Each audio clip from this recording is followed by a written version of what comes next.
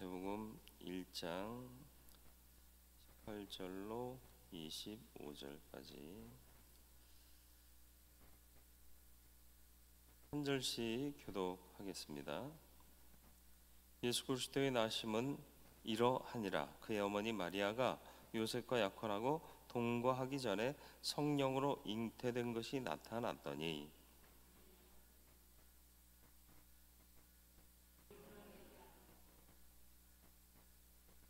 이 일을 생각할 때 주의 사자가 현몽하여 이르되 다윗의 자손 요셉아 내 아내 마리아 데려오기를 무서워하지 말라.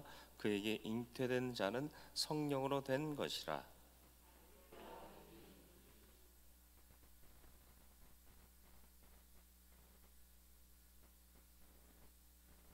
이 모든 일이 된 것은 주께서 선지자로 하신 말씀을 이루려 하심이니 이르시되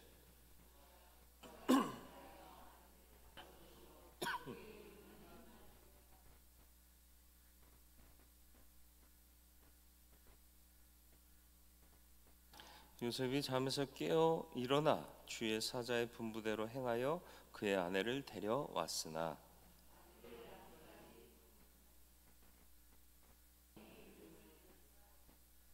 아멘. 예수 그리스도의 나심은 이러하니라.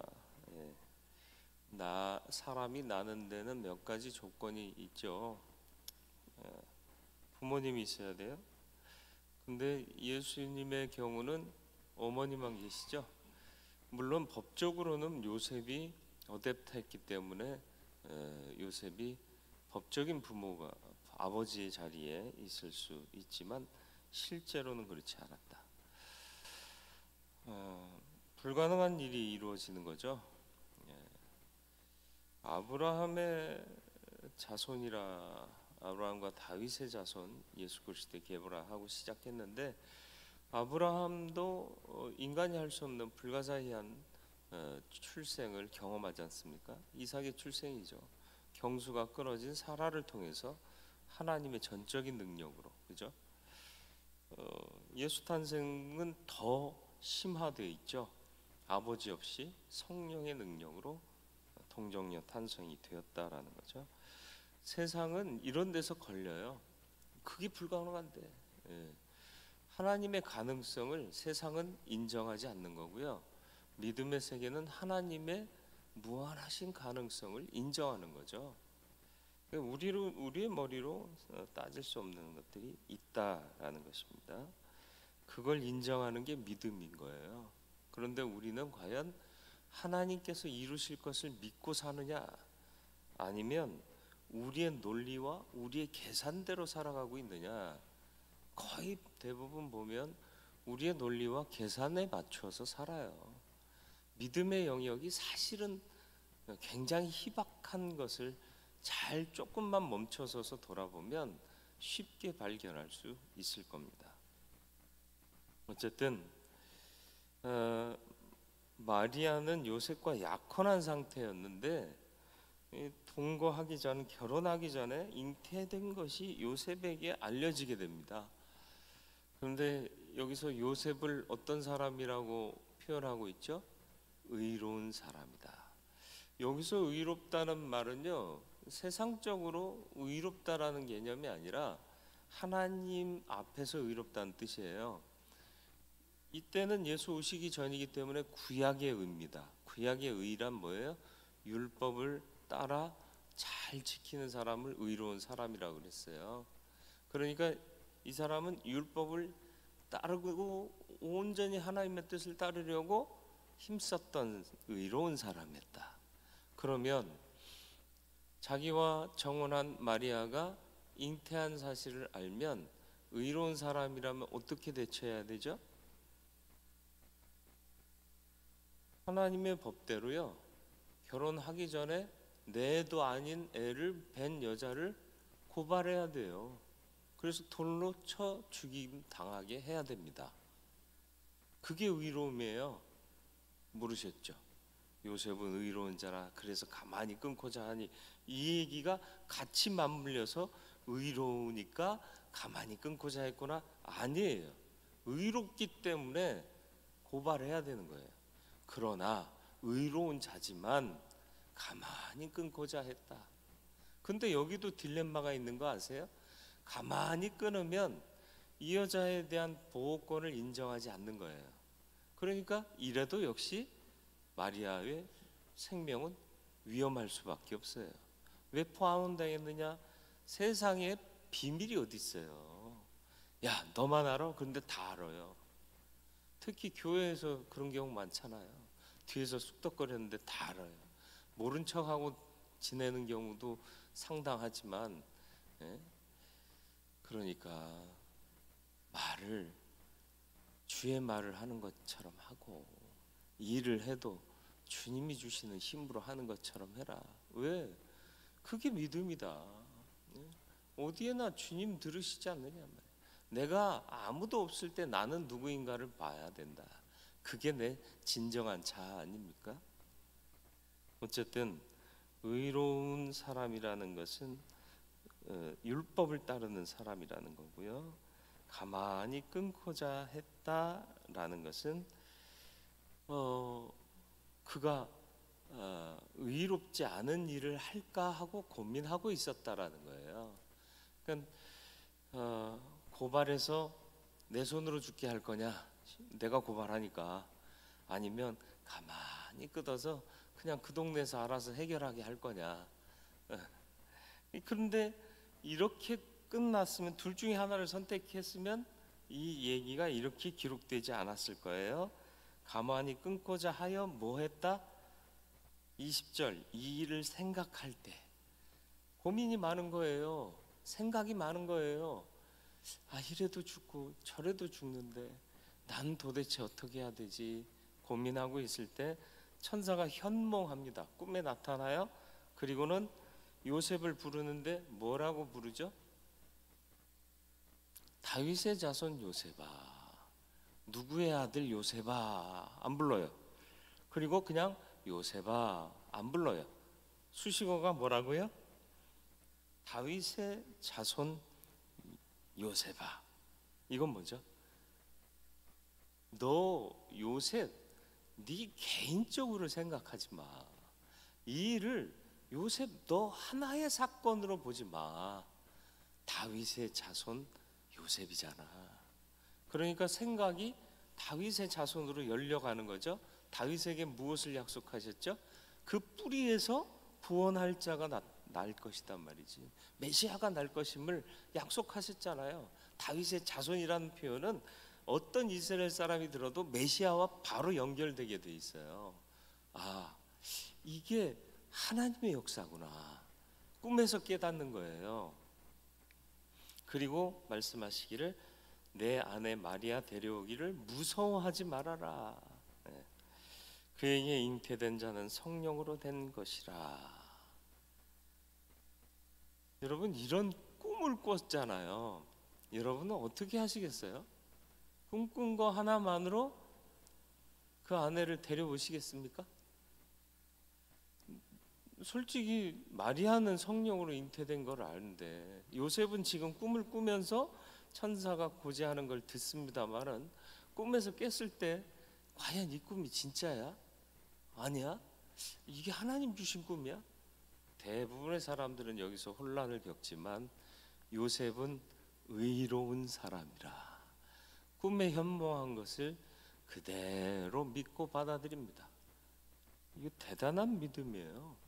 그냥 보통의 믿음이 아닙니다. 두려워하지 마라. 두려워하지 마라. 그리고는 이 이야기를 설명해 주시잖아요. 이사야의 말씀 근거해서. 그의 반응이 어땠나요? 24절, 요셉이 잠에서 깨어 일어나 주의 사자의 분부대로 행하여. 깨어 일어나, 그러면 더 고민하지 않았다는 거예요. 생각이 더 없다는 거예요. 하나님이 답 주셨으니까. 그리고 그 행위를 보세요. 아내를 데려왔으나 아들을 낳기까지 동침하지 아니하였다. 그리고 나음에 천사가 고지한 그대로 이름을 예수라 하니라. 굉장히 단순하고 짧은 스토리이지만 엄청나게 복잡한 내용이 얽혀 있는 본문입니다. 마리아를 고발해서 벌받아 죽게 할 거냐? 마리아를 조용히 끊어버려서 그 동네에서 알아서 하게 할 거냐? 그냥 결혼할 거냐? 네. 인생의 대전환점인데 이런 고민 안 하면 안 돼요. 생각하는 게 맞아요. 네. 그러나 생각보다 더 중요한 건 하나님의 뜻인 거예요. 하나님의 뜻을 갈구하니까 주의 사자가 꿈속에 나타난 거죠. 이걸 보통 꿈으로 인정한 게 아니라 하나님의 가르치심으로 인정한 거죠. 이렇게 인정하며 살기는 참 힘듭니다. 그래서 데려오는 것 무서워하지 말라, 두려워하지 말라, 그런 뜻이에요.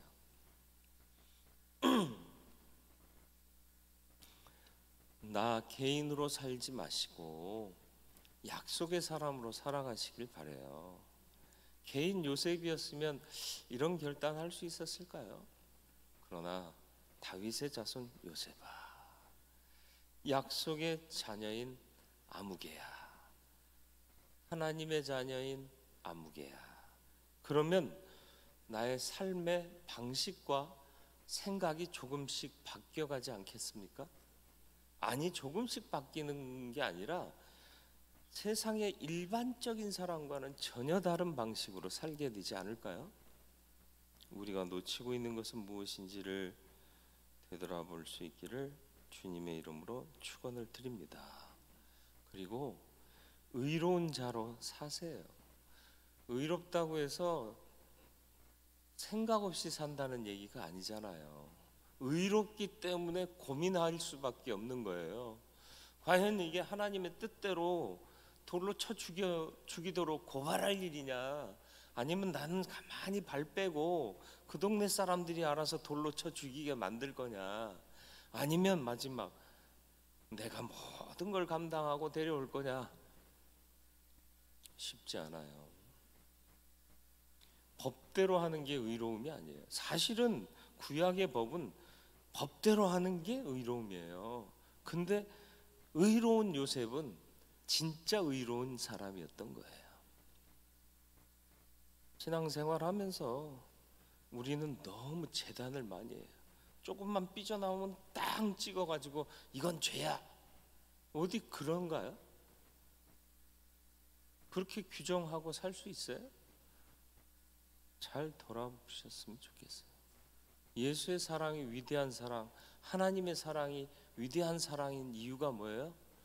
우리가 아직 죄인 되었을 때라는 그 말씀에서 우리는 꼬꾸라져야 되는 거예요. 우리가 좀 더 깨끗해지고 인격적인 도야를 했기 때문에 하나님이 우리를 구원하셨다가 아니라 우리가 아직 죄인 되었을 때 하나님께서 예수를 통하여 그의 사랑을 확증해 주시고 구원하셨단 말이에요. 우리가 회개하기도 전에 깨끗해지려는 노력도 전혀 없던 그 죄인 그 상태로 있을 때, 그게 하나님의 사랑인데 교회 안에서는 서로 정죄하기 바쁘잖아요. 저게 집사가 저랬댄다, 저러고도 집사냐. 그리고 교회에 죄인들은 못 들어와요. 그럼 구원이 어디 있어요? 하나님의 사랑이 어디 있어요? 온전한 믿음대로 살아갈 수 있는 저와 여러분 되기를 바라고, 우리의 수식어가 바뀌기를 바랍니다. 서현철입니다가 아니라 약속의 자녀 서현철입니다. 이렇게 수식어가 바뀌어서 아무 생각 없이 살지 말고 생각하고, 주께서 말도 안 되는 것 같은 응답을 주셔도 아멘 하고 받아들이고 즉각 행할 수 있는 그런 믿음의 결단과 바른 믿음의 가치들을 세워갈 수 있는 성도로 살아가실 수 있기를 주님의 이름으로 축원을 드립니다. 거룩하고 자비로우신 아버지 하나님, 우리가 믿는다 하면서도 과연 믿음의 사람입니까? 돌아보게 하여 주옵소서.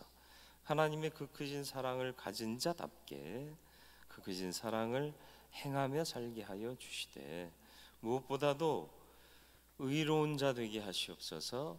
그리고 생각 없이 사는 사람이 아니라 의롭기 때문에 고민하고 생각하고 하나님의 뜻을 구할 수 있는 약속의 사람, 약속의 자녀 되게 하여 주시옵소서.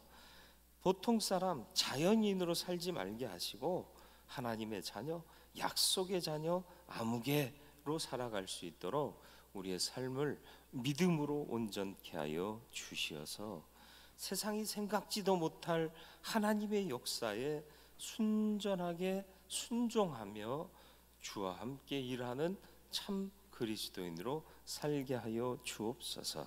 오늘 하루도 주와 동행함으로 복된 날, 승리하는 날, 은혜의 날 살게 하여 주옵소서. 예수님의 이름으로 기도드리옵나이다. 아멘.